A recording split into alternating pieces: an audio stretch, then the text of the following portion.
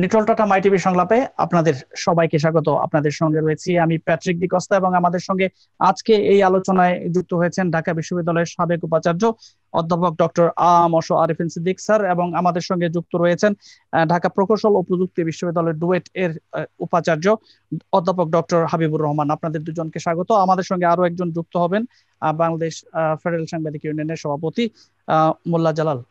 আপনাদের সবাইকে আসলে স্বাগত। আমরা আজকে গভীর শ্রদ্ধা ও ভালোবাসায় স্মরণ করছি দেশের সূর্য সন্তানদের, এবং আজকে আমরা সকাল থেকে বিভিন্ন অনুষ্ঠানের মাধ্যমে, বিশেষ করে আমরা বৌদ্ধভূমিতে ফুল দিয়ে তাদের শ্রদ্ধা জানিয়েছি, তাদের কথা স্মরণ করেছি। আমরা আজকে যে আমাদের আলোচনা বিষয়বস্তু মুক্তিযুদ্ধে বুদ্ধিজীবী। আমরা প্রথমে যাচ্ছি আরিফিন সিদ্দিক স্যারের কাছে, এবং স্যার আপনি যদি বলেন যে আমরা 1971-এর যে প্রেক্ষাপটে বুদ্ধিজীবীদেরকে হত্যা করা হয়েছিল আর নৃশংসভাবে বাড়ি থেকে তুলে নিয়ে যে সেই হত্যাকাণ্ডের নেপথ্যে যারা ছিলেন তাদেরও বিচারের কাঠগড়ায় দাঁড় হতে হয়েছে, এবং যারা এখনো বিচারে কাঠগড়ায় দাঁড় হননি, হয়তো তাদের জন্য ভবিষ্যতে প্রজন্ম বলে দিবে যে কি করতে হবে। আমরা একটু জানতে চাই যে 71-এ ঠিক এই সময়ে আমরা যেই দিনটি স্মরণ করতে, ঠিক এই সময় যেভাবে তাদেরকে হত্যাযজ্ঞ শুরু হয়েছে, তাদের পরিকল্পনাটার নেপথ্যের কারণটা কি ছিল? ধন্যবাদ আপনাকে। আজকে আমাদের শহীদ বুদ্ধিজীবী দিবস, এবং এই দিবসে আমরা আমাদের মহান মুক্তিযুদ্ধে যে বুদ্ধিজীবী বৃন্দ আত্মাহুতি দিয়ে গেলেন তাদের স্মৃতির প্রতি গভীর শ্রদ্ধা জানাই। একই সাথে শ্রদ্ধা জানাই মহান মুক্তিযুদ্ধে যে 30 লক্ষ মানুষ আত্মোৎসর্গ করেছেন, যাদের রক্তের বিনিময়ে আজকে আমরা স্বাধীন বাংলাদেশে বসবাস করার এই সুযোগ পেয়েছি, তাদের স্মৃতির প্রতি গভীর শ্রদ্ধা। এবং একই সাথে আমাদের মহান মুক্তিযুদ্ধের যিনি নির্মাতা, আমাদের মহান মুক্তিযুদ্ধের সর্বাধিনায়ক জাতির পিতা বঙ্গবন্ধু শেখ মুজিবুর রহমান, যার আহ্বানে আমরা মুক্তিযুদ্ধে ঝাঁপিয়ে পড়েছিলাম, তার স্মৃতির প্রতি গভীর গভীর শ্রদ্ধা ও ভালোবাসা। আপনি যে প্রশ্নটি করলেন যে 71-এর এই সময়টি, অর্থাৎ এই 14ই ডিসেম্বর আমরা পার করছি, এই সময়টি কি ছিল?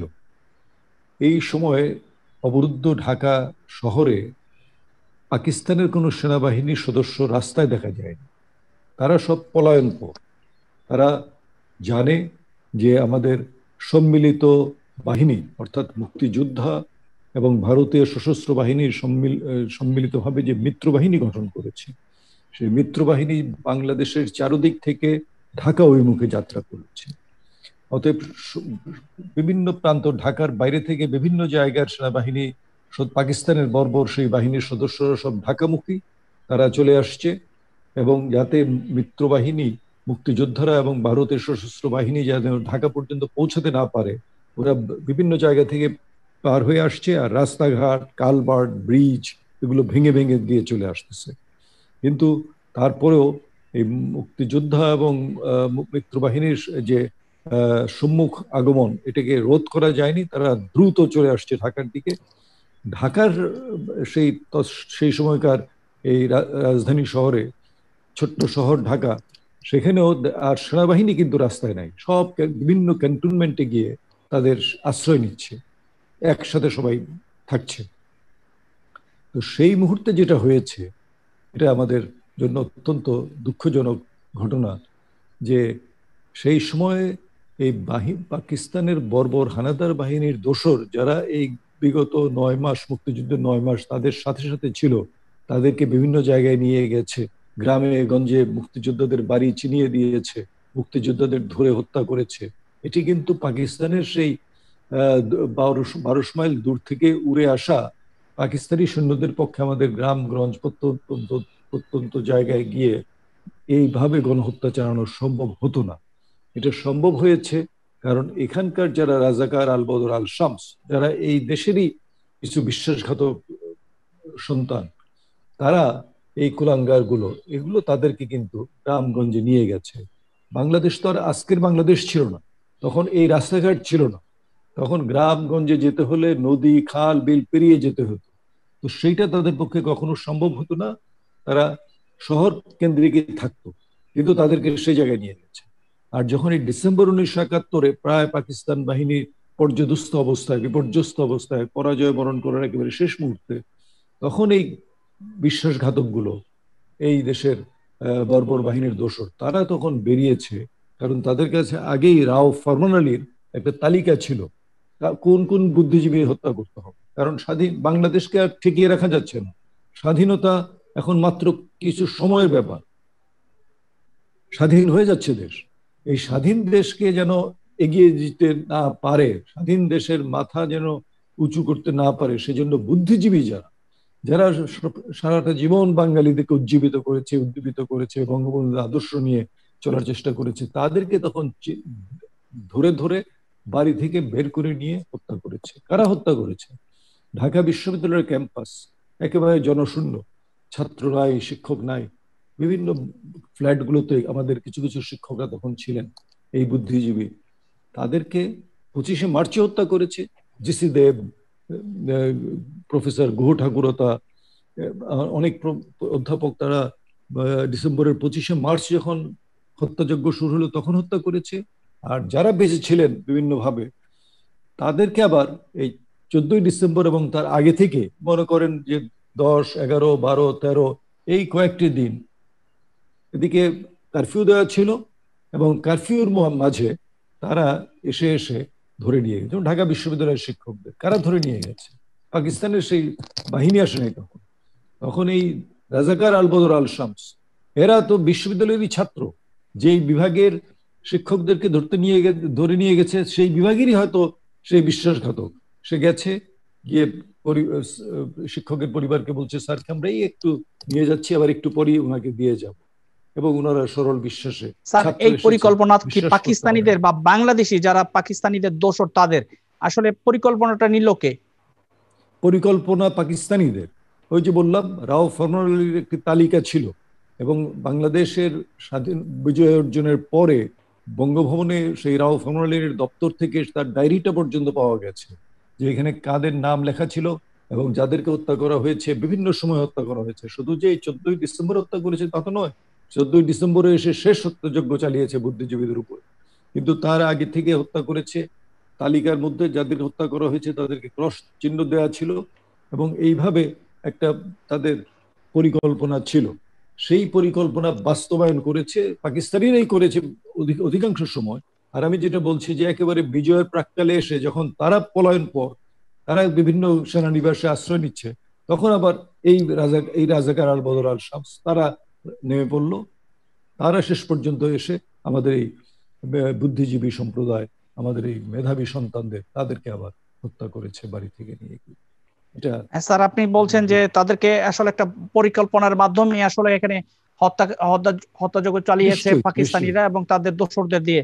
আমি একটু যাবো হাবিবুর রহমান স্যারের কাছে। স্যার, আপনি যদি বলেন যে এই যে হত্যাযজ্ঞ একটা পরিকল্পনা, আমরা একটা পরিকল্পনা, পরিষ্কার পরিকল্পনার বিষয়টি উঠে এসছে যখন এদের বিচার শুরু হয়, তো আমরা জানি যে পরিকল্পনা নিশ্চয়ই যারা এটাকে প্রয়োগ করেছে তাদের নেপথ্যেও হয়তো অনেক ইন্ধন ছিল। তাদের জন্য আসলে আমরা নতুন প্রজন্ম যারা এই প্রজন্মে থেকে ওই প্রজন্মের কথা শুনছি, তারা আসলে কি ভাববো? নতুন প্রজন্মের জন্য ভাবনা কি? যারা পরিকল্পনাকারী তাদেরকে আমরা কিভাবে, কোন দৃষ্টিতে দেখব, বা তাদেরকে বিচারের আওতায় আনা যায় কিনা? আমি আজকে এই শহীদ বুদ্ধিজীবী দিবসে আমাদের যেসব সূর্য সন্তান এই ডিসেম্বর মাসে শহীদ হয়েছেন, কেন ইতিমধ্যে বলা হয়েছে যে ডিসেম্বর পুরো মাস ধরেই বা মার্চের পর থেকেই হত্যাযজ্ঞ চলে আসতেছে। যারা শহীদ হয়েছেন তাদের সবাইকে শ্রদ্ধা জানাই, এবং একই সাথে আজকে এই স্বাধীন বাংলাদেশে দাঁড়িয়ে আমরা যে কথা বলছি, সেই স্বাধীন বাংলাদেশের স্বাধীনতা অর্জনে যে বীর সেনানীরা তাদের জীবন উৎসর্গ করেছে এবং বিভিন্ন আন্দোলন সংগ্রামে বীর সেনানীগণ তাদের জীবন উৎসর্গ করেছেন। একই সাথে স্বাধীনতা সংগ্রামে নেতৃত্ব সর্বাধিনায়ক যদি আমি বলি, সর্বকালের সর্বশ্রেষ্ঠ বাঙালি জাতির পিতা বঙ্গবন্ধু সহ সেই সময় যারা নেতৃবৃন্দ আছেন তাদের সবার প্রতি শ্রদ্ধা জানিয়ে আমি বলতে চাই, ইতিমধ্যে বলা হয়েছে যে রাও ফরমান আলী যে একটা ডায়েরি পাওয়া গেছে, এর বাইরেও যদি আপনারা দেখেন যে কুখ্যাত রাজাকার বা আলবদর বাহিনী যদি আমরা বলি, জামাতি ইসলামী, তারা কিন্তু রাহুল ফরমান আলীকে সহযোগিতা করেছে। আপনারা যদি দেখেন, নাম যদি বলি আমি, চৌধুরী মঈনুদ্দিন অপারেশন ইনচার্জ হিসেবে কাজ করেছেন। আশরাফুজ্জামান খান, যাকে প্রধান জল্লাদ বলা হয়, তার ব্যক্তিগত ডায়েরিতে কিন্তু এই যে ঢাকা বিশ্ববিদ্যালয়ের যে 14ই ডিসেম্বর যাদের হত্যা করা হয়েছে তাদের নাম এবং ঠিকানা তার ডায়েরিতে পাওয়া যায়। আশরাফুজ্জামানের যে ড্রাইভার ছিল, তার সাক্ষ্য অনুযায়ী রায়ের বাজারের বিল এবং মিরপুরের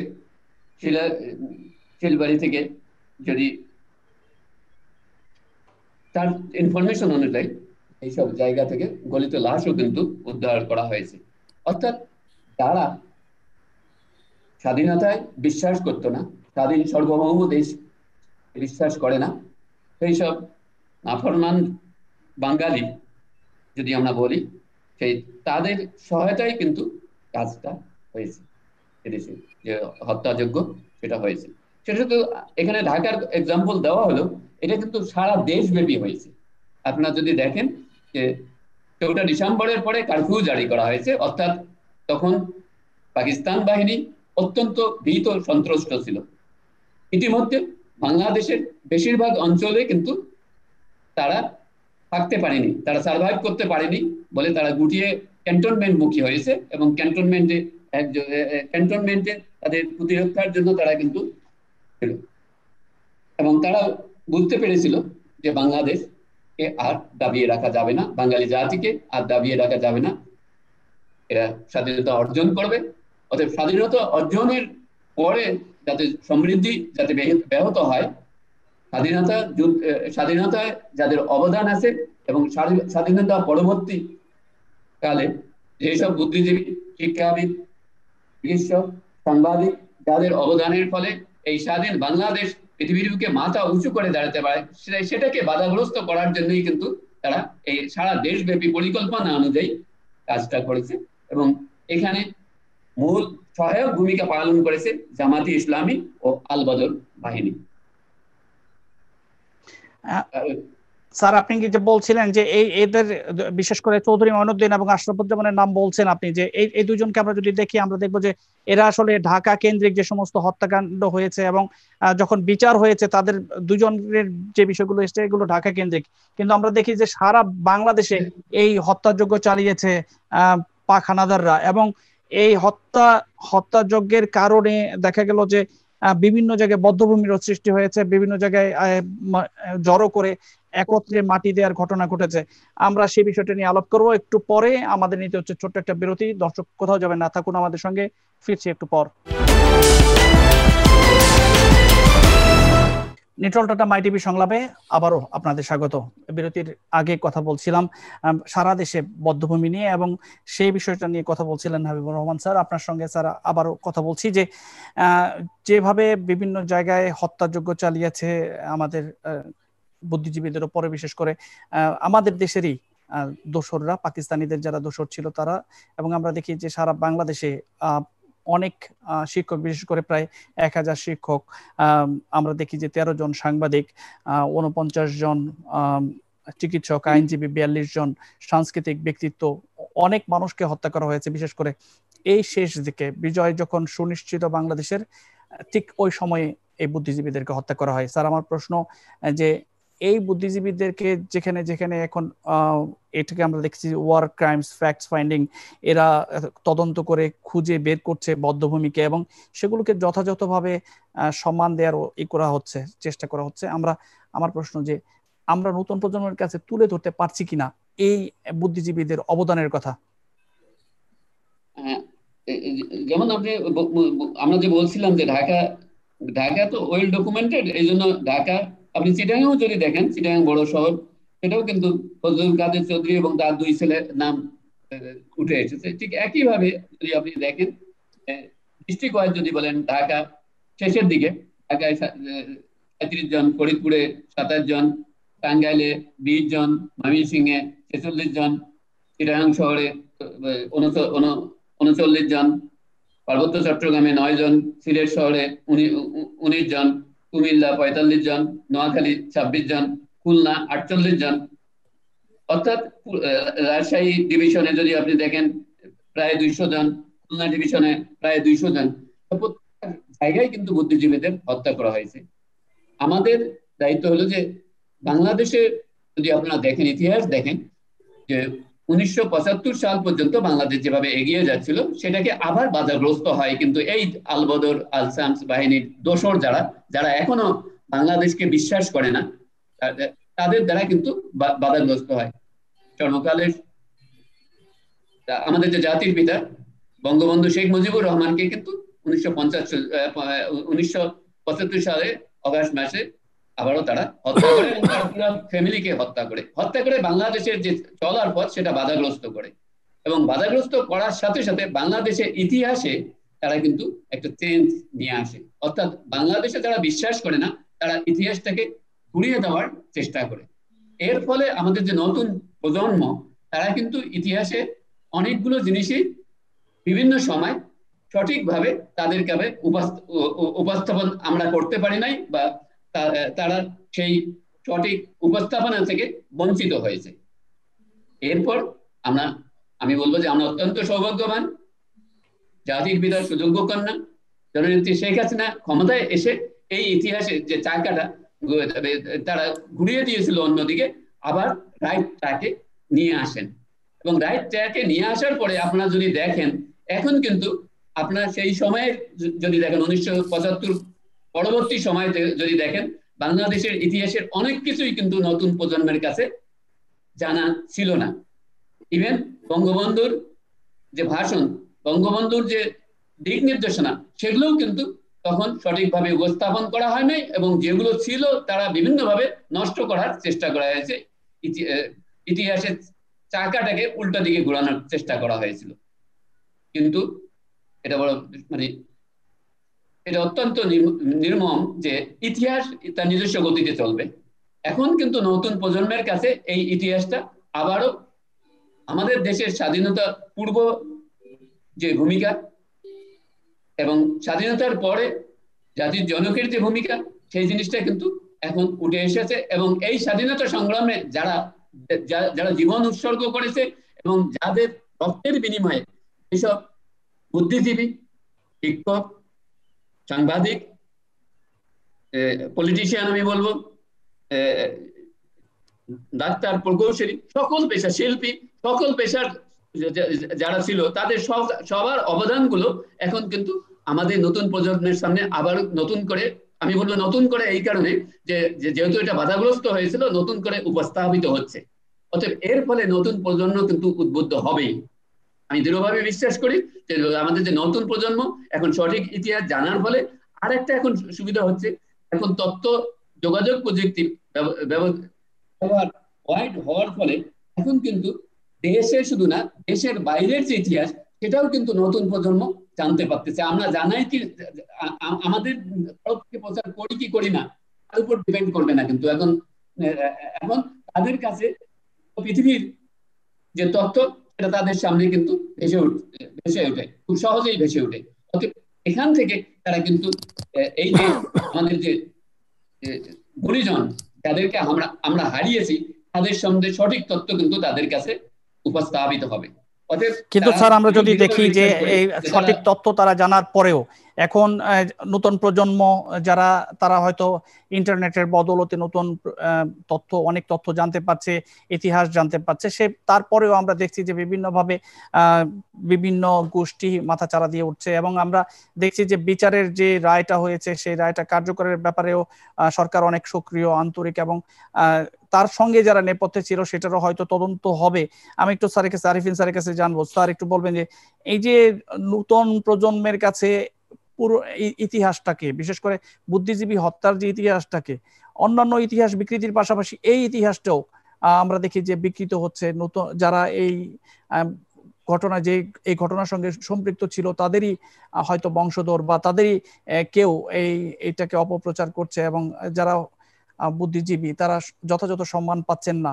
স্যার আপনি কি মনে করেন যে প্রত্যেকেরই আসলে যারা এই সময়ে যারা শহীদ হয়েছেন কিংবা এই বুদ্ধিজীবী যারা ওই সময় ছিলেন, তাদের পরিবার, তারপর তাদের সন্তান সন্ততি প্রত্যেকেরই যথাযথ সম্মান পাওয়া উচিত, এবং তাদের যে সমস্ত জায়গায় বধ্যভূমি রয়েছে সে সমস্ত বধ্যভূমি ও সংরক্ষণের যথাযথ সংরক্ষণের প্রয়োজন। নিশ্চয়ই আপনি যে কথাটি বললেন এবং আমাদের অধ্যাপক প্রকৌশলী হাবিবুর রহমান যে কথা বললেন, তো একই কথা। অর্থাৎ আজকের নতুন প্রজন্ম ইতিহাস থেকে অনেক দূরে সরে গেছে, কারণ ইতিহাসকে আমরা সঠিক পথে রাখিনি। বঙ্গবন্ধুকে যারা হত্যা করেছে তারা তো শুধু বঙ্গবন্ধুকে হত্যা করেনি, তারা বাংলাদেশের ইতিহাসকে হত্যা করেছে, বাংলাদেশের মুক্তিযুদ্ধের চেতনাকে হত্যা করেছে। এবং সেই কারণে কয়েকটি প্রজন্মের পর প্রজন্ম তারা বিকৃত ইতিহাস, তারপরে ইতিহাসের নামে উপহাস শুনেছে, ইতিহাস সঠিকভাবে জানতে পারিনি। আজকে সময় এসেছে আমাদের মাননীয় প্রধানমন্ত্রী যুদ্ধ অপরাধীদের বিচার, বঙ্গবন্ধু হত্যাকাণ্ডের বিচার কাজ সম্পন্ন করতে গিয়ে সেই সময়কার অনেক তথ্য উপাত্ত এগুলো উদ্ঘাটিত হয়েছে, আদালতের মাধ্যমে সেগুলো আমাদের সামনে এসেছে। এবং একই সাথে তথ্য প্রযুক্তির যে বিপ্লব ঘটে গেছে বাংলাদেশে, আজকে তো আমরা ডিজিটাল বাংলাদেশে বসবাস করি।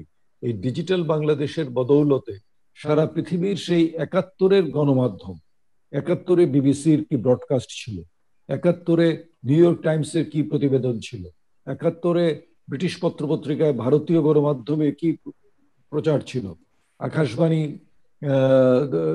ভারতের আকাশবাণী অত্যন্ত শক্তিশালী একটি নেটওয়ার্ক ছিল সেই সময়। তখন তো টেলিভিশনের প্রচলন ছিল না, এই রেডিওর মাধ্যমে আমরা সারা দুনিয়ার সংবাদ পেতাম। এবং সেই সময় তাৎক্ষণিকভাবে এমনও দেখা গেছে যুক্তরাষ্ট্রের মানুষ সবসময় তাদের নিজের দেশের বিষয় নিয়ে বেশি মগ্ন থাকে, তারা very much inward looking nation তারা। আর সেই সময় ৭১-এর কথা যদি বলি, তখন তো সারা পৃথিবীর যে অবস্থা, ঠান্ডা যুদ্ধ চলছে নানা ধরনের, কিন্তু সাধারণ মানুষ কোথায় কি হচ্ছে খুব বেশি খবর রাখতো না। কিন্তু এইরকম ঘটনাও ঘটেছে যে যুক্তরাষ্ট্রের ডোমেস্টিক নেটওয়ার্ক, হয়তো এলাকা ভিত্তিক একটি রেডিও নেটওয়ার্ক, তারা মিউজিক প্রচার করছে, বিনোদনমূলক অনুষ্ঠান প্রচার করছে। হঠাৎ করে সেই অনুষ্ঠান থামিয়ে দিয়ে বলা হলো, এইমাত্র পূর্ব পাকিস্তানের রণাঙ্গন থেকে খবর এসেছে যে যশোরের অমুক জায়গায় মুক্তিযোদ্ধারা পাকিস্তানের বিমান ভূপতিত করেছে। এই বলে এই খবরটা দিয়ে আবার তখন তারা তাদের নিয়মিত প্রচারে চলে যেত। এই যে ঘটনাগুলো, এগুলো কিন্তু সাংঘাতিকভাবে তাৎপর্য বহন করে, কারণ যুক্তরাষ্ট্রের তখন নিক্সন প্রশাসন, তারা সরাসরি পাকিস্তানের পক্ষ নিয়েছিল, আমাদের মুক্তিযোদ্ধাদের বিরুদ্ধে ছিল। কিন্তু মার্কিন জনগণ কিভাবে যে আমাদেরকে সাহায্য করেছে, জাহাজে অস্ত্র বোঝাই করা হয়েছে, সেই অস্ত্র রওনা হবে এখন আমাদের চট্টগ্রামের উদ্দেশ্যে, যাতে পাকিস্তান বাহিনী অস্ত্র পায়। সেই অস্ত্র বোঝাই জাহাজকে মার্কিন নাগরিকেরা, পুরুষ মহিলা, তারা সবাই মিলে ওই স্পিডবোট দিয়ে ওই জাহাজের চারদিকে, ওই বন্দরে গিয়ে জাহাজের চারদিকে তারা ঘেরাও করে রেখেছে যে এই জাহাজ যদি চলতে হয় আমাদের উপর দিয়ে এই জাহাজ। এবং শেষ পর্যন্ত নিক্সন প্রশাসন সেই জাহাজের চালান সেই অস্ত্রের চালান আর দিতে পারেনি। এই যে এইভাবে সারা পৃথিবীর মানুষ যে উজ্জীবিত হয়েছে, মুক্তিযুদ্ধের পক্ষে যে সমর্থন জানিয়েছে, তার জন্য বহু ধরনের মানুষের অবদান আছে। এবং সেখানে গণমাধ্যম তার যে অবদান, সেটা আমাদের সবসময় স্বীকার করতে হবে। তো আজকের ছেলে মেয়েরা তারা তথ্য প্রযুক্তি ব্যবহার করে সেই সময়ের যুক্তরাজ্য, ইউরোপের বিভিন্ন দেশ, ভারত, সব দেশের পত্রপত্রিকার গুলোর আর্কাইভসে কিন্তু প্রবেশ করতে পারবে, আজকেও করতে পারবে, এই মুহূর্তে করতে পারবে। এবং তারা তখন দেখতে পাবে যে ৭১-এ কি ঘটনাগুলো একের পর হয়েছে। এই যে আমাদের সহ আলোচক অধ্যাপক হাবিবুর রহমান বললেন, শহীদ বুদ্ধিজীবীদের একটা পরিসংখ্যান দিলেন বিভিন্ন জেলা ভিত্তিক, এবং কারা এইগুলো নেতৃত্ব দিয়েছে, তাদের বিচার তো আমরা এখনো করতে পারিনি।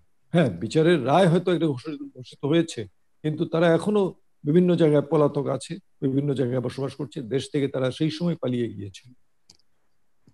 তাদেরকে আজকে বিচারের সম্মুখীন করা, এবং আজকে আমাদের নতুন প্রজন্মের কাছে তাদের যে চরিত্র, তারা কিভাবে বিশ্ববিদ্যালয়ের ছাত্র হয়ে বিশ্ববিদ্যালয়ের শিক্ষকদেরকে বদ্ধভূমিতে নিয়ে গেছে, চিন্তা করা যায়। এবং তারা এখনো বিভিন্ন জায়গায় পালিয়ে আছে। অর্থাৎ আমাদের এই গণহত্যা, আমাদের এই সাধারণ মানুষের হত্যা, বুদ্ধিজীবী হত্যার পেছনে যে কত ধরনের ষড়যন্ত্র ছিল, এবং সেই ষড়যন্ত্রই কিন্তু অব্যাহত আছে।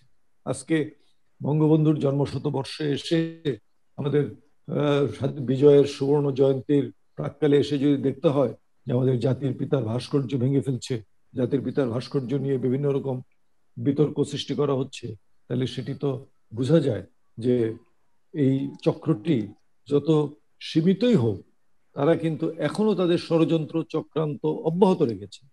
এই কথাটি কিন্তু বঙ্গবন্ধু বলেছিলেন 10ই জানুয়ারি 1972-এ।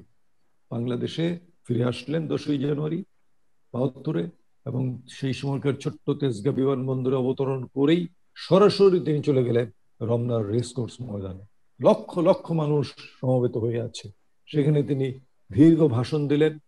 তার স্বপ্নের বাংলাদেশের কথা তিনি বললেন, কিভাবে বাংলাদেশ গড়ে তুলবেন সেই স্বপ্ন একের পর এক ব্যাখ্যা করলেন, বিশ্লেষণ করলেন, এবং এক পর্যায়ে বললেন যে পাকিস্তানিরা আজকে পরাজিত হয়ে এখান থেকে বিদায় নিয়েছে, তারা আত্মসমর্পণ করেছে, কিন্তু তাদের এই দেশীয় দোসর যারা আছে তারা কিন্তু তাদের ষড়যন্ত্র অব্যাহত রেখেছে। কত দূরদৃষ্টি সম্পন্ন কথা। এবং তিনি আমাদেরকে সতর্ক থাকতে বললেন। কিন্তু আমাদের দুর্ভাগ্য যে আমরা বঙ্গবন্ধুকে রক্ষা করতে পারিনি। এই চক্রান্তকারীরাই, এই 71-এর এই স্বাধীনতা বিরোধী চক্র, পাকিস্তানের দোসররাই, তারাই বঙ্গবন্ধুকে হত্যা করে, বঙ্গবন্ধুকে হত্যা করে এই দেশ দীর্ঘদিন শাসন করে। এবং এখনো এই বঙ্গবন্ধুর জন্মশতবর্ষে আমাদের এই স্বাধীনতার সুবর্ণ জয়ন্তীর এই সময় এসে দেখি যে তাদের ষড়যন্ত্র কিন্তু তারা এখনো অব্যাহত রেখেছে। স্যার, এই বিষয়টা নিয়ে আবারও আমরা কথা বলবো, আমাদের ছোট্ট একটা বিরতিতে যেতে হচ্ছে। দর্শক আমাদের সঙ্গেই থাকুন, ফিরছি একটু পর। নেটওয়ার্কটা মাই টিভি সংলাপে আবারও আপনাদের স্বাগত। বিরতির আগে আরফিন স্যার কথা বলছিলেন দেশি বিদেশি চক্রান্ত নিয়ে। আমরা একটু যাবো হাবিবুর রহমান স্যারের কাছে। স্যার একটু বলবেন যে যে চক্রান্তের কথা আরফিন স্যার বললেন, সেই চক্রান্ত এখনো চলছে এবং বিভিন্ন সময় আমরা দেখছি যে এখনো বুদ্ধিজীবীদেরকেই হত্যা করা হয়। বিভিন্ন জায়গায় দেখা গেল যে স্কুল মাস্টার, বিশ্ববিদ্যালয়ের শিক্ষক, সাংবাদিক, এরা আসলে আক্রমণের শিকার হচ্ছেন। আসলে এই যে চক্রান্ত, ষড়যন্ত্র, এগুলো আসলে আমরা রুখবো কি করে? প্রথমত একটা দেশ যখন স্বাধীন হয়, আপনি যদি ইতিহাস দেখেন, স্বাধীনতার সপক্ষ শক্তি যারা, সেটা কিন্তু একটা দীর্ঘ সময় যদি দেশটা শাসন করতে পারে, তাহলেই কিন্তু বাংলাদেশে যে সমস্যাটা হয়েছে সেই ধরনের সমস্যা উদ্ভব হয় না। কিন্তু আমি বলবো যে অত্যন্ত দুর্ভাগা জাতি যে স্বাধীনতার মাত্র 3 বছরের মাথায় আমরা যে স্বাধীনতার সপক্ষ শক্তি, তারা কিন্তু দেশ শাসন করা থেকে বিরত থাকতে হয়েছে এই চক্রান্তকারীদের জন্যই, যারা স্বাধীনতায় বিশ্বাস করেনি। স্বাধীনতার সময় তারা এই স্বাধীনতার বিরোধিতা করেছিল, এবং তারা একটা দীর্ঘ সময় থেকে এখানে কিন্তু বীজ বপন করার জন্য এদেশে তাদের যে সংখ্যা, সেই সংখ্যাটা কিন্তু বাড়িয়ে ফেলেছিল। অতএব এই চক্রান্তকারীর সংখ্যা কিন্তু এখন আরো বেশি। আপনি যদি দেখেন যে স্বাধীনতার সময় যতজন ছিল, তার চেয়ে কিন্তু স্বাধীনতা পরবর্তীকালে 1975 সালের পরে এই সংখ্যাটা বেশ বেড়ে গিয়েছিল। এবং তারা স্বাধীনতায় বিশ্বাস করে না। তাদের যে জেনারেশন, সেটা ইতিহাস থেকে শিক্ষা নেয়নি, বা প্রকৃত ইতিহাস না জানার জন্য কিন্তু স্বাধীনতা বিরোধী। এই চক্রান্ত কিন্তু অব্যাহত থাকবে, যদি না এখন যে স্বাধীনতার সপক্ষ শক্তি, সেটা যদি একটা দীর্ঘ সময় ধরে এই দেশটাকে পরিচালিত না করতে পারে। অতএব এই দেশটা যদি এখন স্বাধীনতার সপক্ষ শক্তি দ্বারা পরিচালিত হয়, আমি অত্যন্ত দৃঢ়ভাবে বলতে চাই যে এই যে ষড়যন্ত্রকারী, তখন একটা সময় গিয়ে তারা আর ষড়যন্ত্র করার সুযোগ পাবে না। কিন্তু যতদিন পর্যন্ত তাদের ব্লাডের মধ্যে যে ষড়যন্ত্র বীজ বপন করে গেছে ষড়যন্ত্রকারীরা, সেই ব্লাডটা গ্রাজুয়ালি আর একটা চেঞ্জ না আসা পর্যন্ত কিন্তু এই ষড়যন্ত্রকারীরা থাকবে। এখন আমাদের দায়িত্ব, যারা স্বাধীনতায় বিশ্বাস করি, স্বাধীনতার সপক্ষ শক্তি, তাদের দায়িত্ব এই ষড়যন্ত্রটাকে প্রতিহত করার জন্য আমাদের সবাইকে ঐক্যবদ্ধভাবে এগিয়ে আসতে হবে। কেননা ষড়যন্ত্রকারীরা আমার আশেপাশেই আছে। অতএব আমরা যদি সজাগ হই, এবং আমরা যারা স্বাধীনতার সপক্ষ শক্তি বলি, তারা যদি সজাগ থাকি এবং তারা তাদের জেনারেশন এবং তাদের যে নেটওয়ার্ক আছে সেই নেটওয়ার্কের মাধ্যমে আমরা যদি স্বাধীনতার প্রকৃত ইতিহাসটা আমাদের পরবর্তী জেনারেশনের কাছে পৌঁছিয়ে দিতে পারি, পরবর্তী ছেলেমেয়েদের কাছে পৌঁছিয়ে দিতে পারে, আমি অত্যন্ত আশাবাদী যে এই ষড়যন্ত্রকারীরা এক সময় থেমে যেতে বাধ্য হবে। আপনি যেটা বলছেন সেটা তো আমরা জানি যে অপরাধীদের নেটওয়ার্ক সবসময় অনেক শক্তিশালী থাকে, এবং আমরা যদি দেখি যে তখনও আমরা যদি 1971 সালে তখনও যারা বাংলাদেশকে চায়নি তাদেরও নেটওয়ার্ক খুব শক্তিশালী ছিল।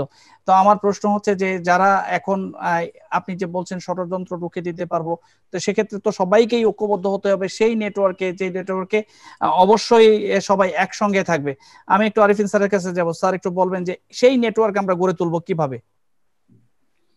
সেই নেটওয়ার্ক গড়ে তোলার জন্য বঙ্গবন্ধুর কাছেই আমাদের ফিরে যেতে হবে বারবার।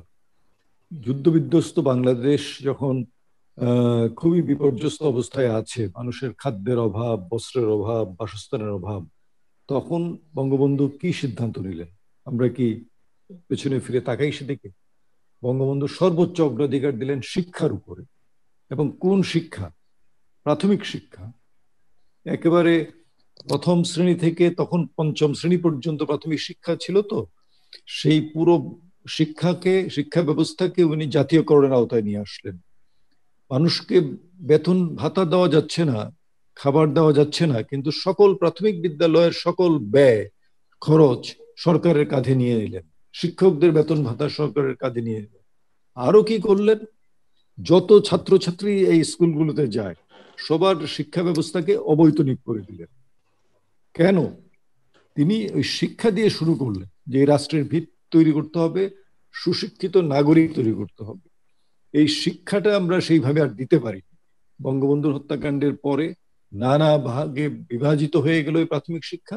বঙ্গবন্ধুর ছিল একমুখী শিক্ষা ব্যবস্থা, এই প্রজাতন্ত্রের সকল শিশুর জন্য, যেটা বাধ্যতামূলক।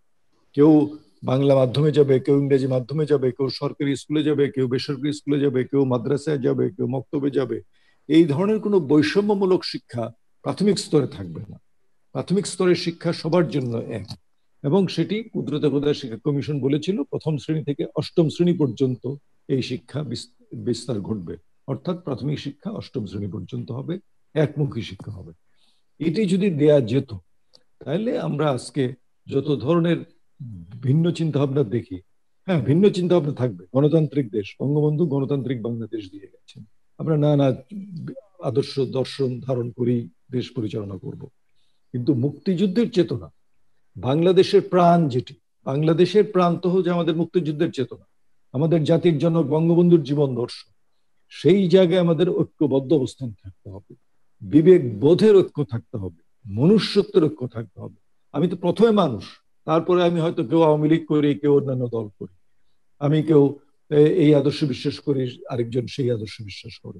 কিন্তু আমি যে মানুষ, যেমন মনুষ্যত্ব থাকবে, একটা বিবেক থাকবে, এবং সর্বোপরি দেশপ্রেম এবং মূল্যবোধ। এবং দেশপ্রেমের মূল জায়গায় কেন্দ্রে আছে মুক্তিযুদ্ধের চেতনা।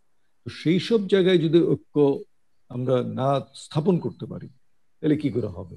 তো সেই ঐক্য স্থাপন করবো আমরা কোন প্রজন্ম দিয়ে? যেই প্রজন্ম শুরু থেকে তাদের শিক্ষাতে সেই শিক্ষাটা পেয়েছে। আমরা আজকে নানামুখী শিক্ষা করেছি, জিপিএ 5 কেন্দ্রিক শিক্ষা করেছি, কিন্তু এই মুক্তিযুদ্ধের চেতনা ভিত্তিক যে শিক্ষা ব্যবস্থা প্রচলন করা, সেইটা থেকে কিন্তু এখনো আমরা দূরে আছি। তো আমি আশা করব যে বঙ্গবন্ধু কন্যা শেখ হাসিনা, তিনি দেশ পরিচালনায় নিয়োজিত আছেন, এবং তিনি শিক্ষা ব্যবস্থাকে যুগোপযোগী আধুনিক করার জন্য শিক্ষা কমিশন গঠন করে শিক্ষা নীতি প্রণয়ন করেছেন। শিক্ষা নীতি অনুযায়ী আমরা এগিয়ে চলেছি। আমাদের যারা শিক্ষাবিদ আছেন, যারা শিক্ষা কার্যক্রমকে হাতে কলমে ছাত্রছাত্রীদের কাছে পৌঁছিয়ে দেন, তাদের আজকে এই দীক্ষায় দীক্ষিত হতে হবে যে আগে আমাদেরকে এই ছেলে মেয়েদের মানুষ করার শিক্ষা দিতে হবে, তারপরে আমরা তাকে প্রকৌশলী করব, চিকিৎসক করব, আইনজীবী করব, সাংবাদিক করব, সেটা পরের কথা। কিন্তু রবীন্দ্রনাথের সেই কথাই আমাদের ফিরে যেতে হবে যে সকল শিক্ষার মূল উদ্দেশ্য হচ্ছে মনুষ্যত্বের বিকাশ ঘটা। সেই মনুষ্যত্বের বিকাশটা আমরা নানা কারণেই হয়তো ঘটাতে পারছি না, পারিনি। সেই ব্যর্থতা আমি কাউকে দিতে চাই না। শিক্ষক হিসেবে সেই ব্যর্থতা আমি নিজেই নিতে চাই যে আমরাই সেই শিক্ষাটি আমাদের প্রজন্মের পর প্রজন্মকে দিতে পারিনি। নানা স্যার কারণ হয়তো আরেকটা আছে। প্রশ্ন, সেটা হচ্ছে যে আপনি যে বলছেন শিক্ষার যে আসলে বিভিন্ন মুখিতা, এবং আমরা যদি দেখি যে আগের শিক্ষা ব্যবস্থার মধ্যে প্রত্যেকের ছিল যে জীবনী ভিত্তিক কিছু শিক্ষা ছিল, জীবনী ভিত্তিক একজন আদর্শ মহামানবের, একজন আদর্শ শিক্ষকের জীবনী ছিল, যে জীবনী ভিত্তিক শিক্ষাগুলো এখন নেই। আপনি কি মনে করেন সেগুলো প্রয়োজন? নিশ্চয়ই প্রয়োজন।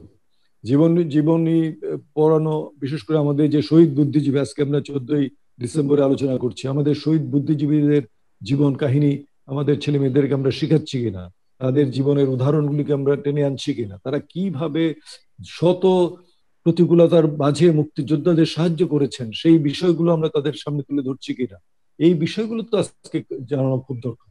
আমাদের মুক্তিযুদ্ধে এই যে 30 লক্ষ মানুষ, খুব সহজে আমরা বলে ফেলি 30 লক্ষ মানুষের আত্মাহুতি, এই 30 লক্ষ মানুষ বিশাল সংখ্যা, 1 2 3 এইভাবে আপনি গুনতে থাকেন, 30 লক্ষ আপনার গুনাইতে শেষ করতে পারবেন না। এই 30 লক্ষ মানুষের 30 লক্ষ জীবন কাহিনী আছে, 30 লক্ষ মানুষের কোটি কোটি জীবন কাহিনী। কারণ একটি সদস্য, একজন শহীদ, তার পরিবারে আরো 10 জন ছিলেন, তাদের সঙ্গে তাদের কি কথাবার্তা হয়েছে, যোগাযোগ ছিল কি, আর স্মৃতি, এগুলো বলার মতো বহু ঘটনা আছে বাংলাদেশে।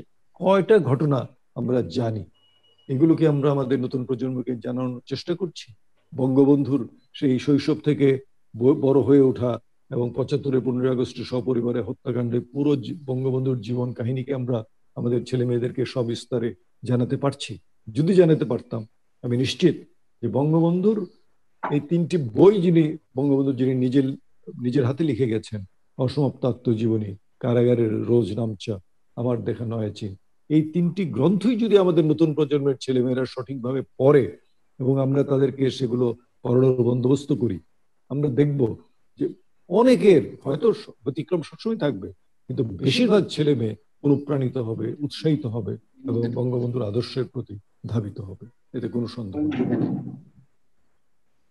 স্যার একটা প্রশ্ন, সেটা হচ্ছে যে স্বাধীনতার আমরা 50 বছরে, এবং আমরা নিশ্চয় প্রত্যাশা করি প্রত্যেক মানুষ দল মত নির্বিশেষে সবাই আসলে শহীদ বুদ্ধিজীবী যেখানে আমরা শ্রদ্ধা ভরে স্মরণ করছি, সে সমস্ত জায়গায় বিশেষ করে বধ্যভূমিতে যাবে এবং শ্রদ্ধা জানাবে। আমরা এখনো দেখছি যে কেউ কেউ এখানে যাচ্ছেন না। আপনি কি মনে করেন যে যারা স্বাধীন দেশে, আমাদের এই স্বাধীন দেশে বসবাস করছে, মাথা উঁচু করে বাংলা ভাষায় কথা বলছে, তাদের একমাত্র এখন আমার মনে হয় যে একটা দাবি হওয়া উচিত সবার, যে তারাও যাবে যারা নাকি এইটাতে আসলে যাচ্ছে না বা অংশগ্রহণ করছে না?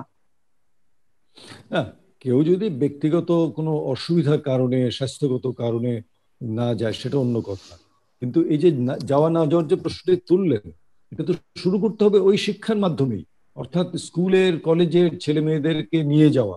যেমন আমরা বিশ্ববিদ্যালয়ের প্রতি জাতীয় দিবসগুলোতে ছেলে মেয়েরা যেন সেই রায়ের বাজারের বধ্যভূমি, সাভারের স্মৃতিসৌধ যায়, সেই ব্যবস্থাটা আমরা করি। তো এগুলো সব শিক্ষা প্রতিষ্ঠানের পক্ষ থেকেই করা দরকার। হয়তো সবাই ঢাকায় থাকে না, কিন্তু ঢাকার বাইরেও তো আমাদের বিভিন্ন স্মৃতিসৌধ আছে, শহীদ মিনার আমি আছে। আমি সে কথাই বলছিলাম স্যার, যে যেটা নাকি আমরা স্কুল কলেজে আমরা এখনো দেখি যে বধ্যভূমিতে বিভিন্ন স্কুলের বিশেষ করে ছোট ছোট বাচ্চারা সকালবেলা যাচ্ছে এবং প্রভাত ফেরির মতো এরা সকালবেলা গিয়ে ফুল দিচ্ছে, শ্রদ্ধা জানাচ্ছে, তারা জানছে যে এটা বধ্যভূমি, এখানে রয়েছেন বুদ্ধিজীবীরা।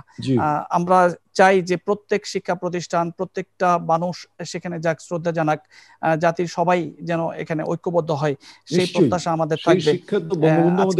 এই ছিল আজকে আমাদের আলোচনা, এবং এই আজকে আলোচনার বিষয়বস্তু ছিল মুক্তিযুদ্ধে বুদ্ধিজীবী। আজকে আমাদের সঙ্গে আলোচনায় ছিলেন ঢাকা বিশ্ববিদ্যালয়ের সাবেক উপাচার্য অধ্যাপক ডক্টর আরিফিন সিদ্দিক, এবং আমাদের সঙ্গে আলোচনায় যুক্ত হয়েছিলেন ঢাকা প্রকৌশল ও প্রযুক্তি বিশ্ববিদ্যালয় ডুয়েটের উপাচার্য ডক্টর অধ্যাপক মোহাম্মদ হাবিবুর রহমান। আপনাদের দুজনকে ধন্যবাদ, এবং আপনাদেরও ধন্যবাদ যারা এই অনুষ্ঠান দেখছেন। সবাই ভালো থাকুন, সুস্থ থাকুন, নিরাপদে থাকুন।